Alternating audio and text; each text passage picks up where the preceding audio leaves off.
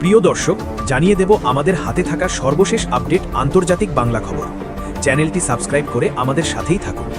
যুক্তরাষ্ট্রের সঙ্গে চুক্তি নিয়ে রাজনৈতিক টানাপড়নে ইরান।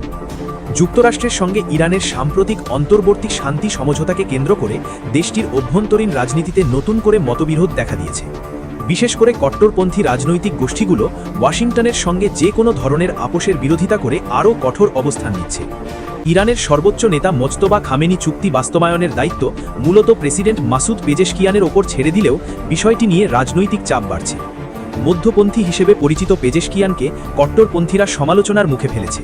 তাদের আশঙ্কা, যুক্তরাষ্ট্রের সঙ্গে করা সমঝোতা ভবিষ্যতে ইরানের জন্য নতুন ঝুঁকি তৈরি করতে পারে। পাকিস্তান, কাতার সহ কয়েকটি দেশের মধ্যস্থতায় প্রেসিডেন্ট পেজেশকিয়ান ও মার্কিন প্রেসিডেন্ট ডোনাল্ড ট্রাম্পের মধ্যে স্বাক্ষরিত সমঝোতা সংকেত ইতোমধ্যে মধ্যপ্রাচ্যের রাজনৈতিক অঙ্গনে আলোচনার কেন্দ্রবিন্দুতে পরিণত হয়েছে। বিশেষ করে ইসরায়েলের বিভিন্ন রাজনৈতিক গোষ্ঠী এই চুক্তির বিরোধিতা করছে। তাদের মতে ইরানের আঞ্চলিক প্রভাব কমাতে আরও কঠোর পদক্ষেপ প্রয়োজন। দায়িত্ব গ্রহণের পর থেকে জনসম্মুখে খুব কমই দেখা গেছে মোজতবা খামেনিকে। তবুও সম্প্রতি প্রকাশিত এক লিখিত বার্তায় তিনি জানান, নীতিগতভাবে তার অবস্থান ভিন্ন ছিল। তবুও জাতীয় নিরাপত্তা পরিষদ ও প্রেসিডেন্ট পেজেশকিয়ানের সুপারিশের ভিত্তিতে তিনি সমঝোতা অনুমোদন করেছেন। খামেনির শর্ত ছিল, নিরাপত্তা পরিষদের অন্তত 3/4 সদস্যকে চুক্তির পক্ষে থাকতে হবে। বিভিন্ন সূত্রের তথ্য অনুযায়ী পরিষদের অধিকাংশ সদস্যই এ প্রস্তাব সমর্থন করেছেন। এদিকে জাতীয় নিরাপত্তা পরিষদ জানিয়েছে, যুক্তরাষ্ট্রের প্রতি পূর্ণ আস্থা নয়, বরং সতর্ক অবস্থান বজায় রেখেই তারা আলোচনায় অংশ নেবে। একই সঙ্গে চুক্তির কোনো শর্ত ভঙ্গ হলে প্রয়োজনীয় প্রতিক্রিয়ার প্রস্তুতিও রাখা হয়েছে বলে জানানো হয়েছে। অন্যদিকে প্রেসিডেন্ট পেজেশকিয়ান এই সমঝোতাকে শান্তি ও পারস্পরিক সম্মানের ভিত্তিতে নতুন অধ্যায়ের সূচনা হিসেবে বর্ণনা করেছেন। তার মতে, এটি এমন এক জাতির বার্তা যারা নিজেদের স্বাধীনতা ও মর্যাদার সঙ্গে কোনো আপোষ রাজি নয়। ইরানের পার্লামেন্ট স্পিকার মোহাম্মদ বাগের গালিবাফও চুক্তিকে সমর্থন করেছেন। তিনি বলেন, যুদ্ধকালীন অর্জনগুলোকে আলোচনার টেবিলে তুলে আনা সম্ভব হয়েছে, তবে সামনে এখনও দীর্ঘ পথ বাকি। একই সঙ্গে তিনি দেশের অর্থনৈতিক সংকট মোকাবিলায় কার্যকর সিদ্ধান্ত গ্রহণের প্রয়োজনীয়তার উপর গুরুত্বারোপ করেন। এদিকে কট্টরপন্থী গোষ্ঠীগুলো হরমুজ প্রণালীর উপর ইরানের নিয়ন্ত্রণকে আলোচনার অন্যতম প্রধান বিষয় হিসেবে তুলে ধরছে। তাদের দাবি, এই ইস্যুতে সমঝোতা না হলে আলোচনার টেবিল ছেড়ে আসা উচিত।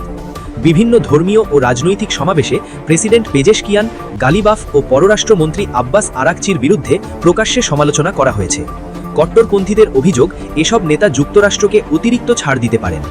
এদিকে কয়েকজন সংসদ সদস্য যুদ্ধ পরিস্থিতির কারণে সীমিত কার্যক্রমে থাকা পার্লামেন্ট দ্রুত পূর্ণাঙ্গভাবে চালুর দাবি জানিয়েছেন। তাদের মতে, জাতীয় স্বার্থবিরোধী কোনো চুক্তি হলে তা ঠেকাতে সংসদের সক্রিয় ভূমিকা প্রয়োজন। মাশহাদে জুমার খুতবায় সর্বোচ্চ নেতার প্রতিনিধি আয়াতুল্লাহ আহম্মদ আলামোলহদা বলেন, যুক্তরাষ্ট্রের সঙ্গে বিরোধের অবসান হয়নি এবং আদর্শিক লড়াই এখনও চলমান। চুক্তিকে ঘিরে ইরানের সংবাদ মাধ্যমগুলো ভিন্ন ভিন্ন অবস্থান নিয়েছে। রক্ষণশীল পত্রিকাগুলো বলছে, সর্বোচ্চ নেতা শর্ত সাপেক্ষে অনুমোদন দিয়েছেন এবং সামনে কঠিন পথ অপেক্ষা করছে। অন্যদিকে সংস্কারপন্থী সংবাদ মাধ্যমগুলো এটিকে কূটনৈতিক সাফল্য হিসেবে তুলে ধরছে। সব মিলিয়ে যুক্তরাষ্ট্রের সঙ্গে হওয়া এই সমঝোতা নিয়ে ইরানের রাজনৈতিক অঙ্গনে এখনও গভীর মতপার্থক্য বিদ্যমান।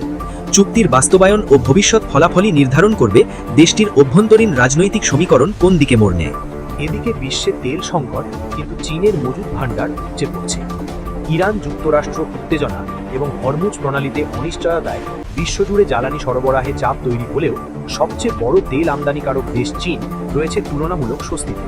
যুদ্ধের আগেই বিপুল পরিমাণ অপরিশোধিত তেল মজুত করে রাখায় আমদানি কমিয়েও শোধনাগার সচল রাখতে সক্ষম হয়েছে বেইজিং। হরমুজ প্রণালী পুনরায় উন্মুক্ত করা এবং পারস্য উপসাগর থেকে তেল রপ্তানি স্বাভাবিক করতে যুক্তরাষ্ট্র ও ইরানের মধ্যে আলোচনা চললেও চীন দ্রুত তেল আমদানি বাড়াবে বলে মনে করছেন না বিশ্লেষকেরা। আগামী সপ্তাহগুলিতে প্রণালী দিয়ে স্বাভাবিক নৌযান চলাচল শুরু হলে যুদ্ধের সময় আটকে পড়া চীনগামী তেলবাহী ট্যাঙ্কারগুলো আবার যাত্রা শুরু করবে। এতে দেশটির বন্দরে সাময়িকভাবে তেলের সরবরাহ বাড়তে পারে। তবে বিশ্বের অন্যান্য দেশের তুলনায় চীনের অবস্থান ভিন্ন। দেশটির রাষ্ট্রায়ত্ত জ্বালানি কোম্পানিগুলোর অপরিশোধিত তেলের মজুদ প্রায় পূর্ণ রয়েছে। পাশাপাশি বেইজিং তাদের কৌশলগত জ্বালানি মজুদ থেকে কোনো তেল ব্যবহার করে। যুদ্ধ চলাকালে চীন দৈনিক তেল আমদানি প্রায় 1/3 কমিয়ে আনে। উচ্চ মূল্যের কারণে আমদানি কমানো হলেও আগে থেকে গড়ে তোলা বিশাল মজুতের কারণে দেশটির জ্বালানি সরবরাহে কোনো বড় ধরনের চাপ তৈরি হয়নি। আন্তর্জাতিক বাজারে তেলের দাম কম থাকাকালে বিপুল পরিমাণ তেল কিনে মজুত করার নীতি অনুসরণ করেছে বেইজিং। সরবরাহ বিঘ্নিত হওয়ার ঝুঁকি মোকাবিলা এবং জাতীয় জ্বালানি নিরাপত্তা জোরদার করতেই এই কৌশল নেওয়া হয়। বিশ্লেষকদের মতে তেলের দাম এখনও যুদ্ধপূর্ব অবস্থায় না ফেরায় চীন দ্রুত আগের আমদানি পর্যায়ে ফিরবে না।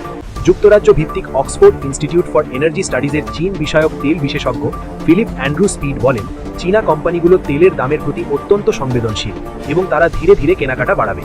যুদ্ধ চলাকালে কর্পোরেট মজুদ থেকে তেল ব্যবহার করে শোধনাগার চালু রাখলেও দেশটিতে পেট্রোল, ডিজেল ও জেট ফুয়েলের চাহিদা কিছুটা কমেছে, ফলে স্টোরেজ ট্যাঙ্কগুলো পরিশোধিত জ্বালানিতে প্রায় পূর্ণ হয়ে গেছে।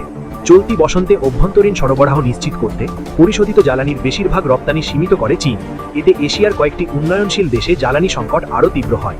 তথ্য বিশ্লেষণ প্রতিষ্ঠান কেপলারের সিনিয়র তেল বিশ্লেষক মুই জু বলেন, চীনের অপরিশোধিত তেল আমদানি খুব দ্রুত যুদ্ধপূর্ব পর্যায়ে ফিরে যাবে বলে মনে হয় না।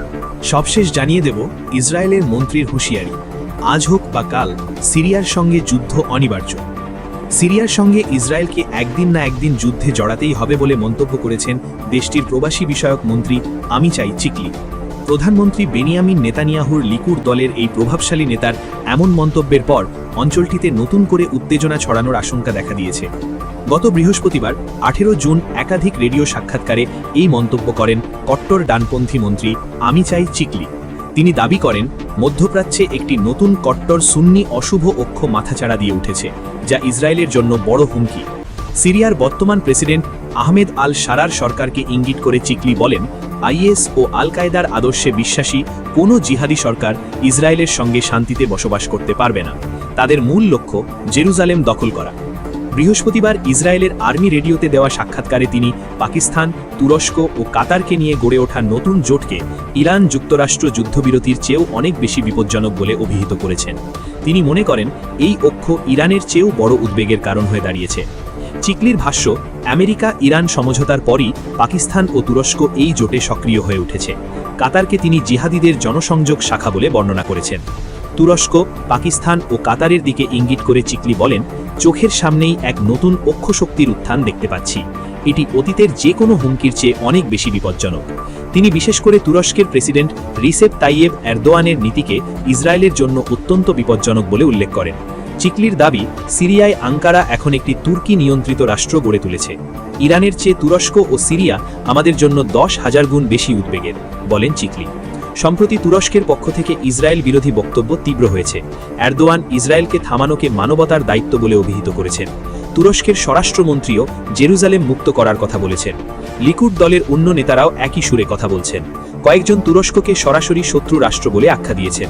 সাবেক প্রধানমন্ত্রী নাফতালি বেনেটও তুরস্ককে নতুন ইরান বলে মন্তব্য করেছিলেন। এদিকে চিকলি ইউরোপের কট্টর ডানপন্থী মহলে সক্রিয়। সম্প্রতি তিনি ব্রিটিশ উস্কানিদাতা টমি রবিনসন, আসল নাম স্টিফেন ইয়াক্সলি লেনানের পক্ষে সাফাই দিয়েছেন। তিনি বলেন, ইসলামী সন্ত্রাসবাদের বিরুদ্ধে সোচ্চার কণ্ঠকে দমিয়ে দিলে ব্রিটেন শীঘ্রই ইউরোপের দ্বিতীয় ইসলামী প্রজাতন্ত্রে পরিণত হবে। চিকলি স্বীকার করেছেন, ইসরায়েল দীর্ঘ সংঘাতের পর শান্তি চায়, তবে তার মতে তুরস্কের উচ্চাকাঙ্ক্ষার কারণে এই শান্তি স্থায়ী হবে না। তবে তিনি জোর দিয়েছেন, ইসরায়েলের আঙ্কারা দখল করার কোনো ইচ্ছা নেই। বর্তমানে ইসরায়েল তুরস্ক সম্পর্কে উত্তেজনা বাড়ছে। চিকলির এই বক্তব্য সেই উত্তেজনাকে আরও বাড়িয়ে তুলতে পারে বলে মনে করা হচ্ছে।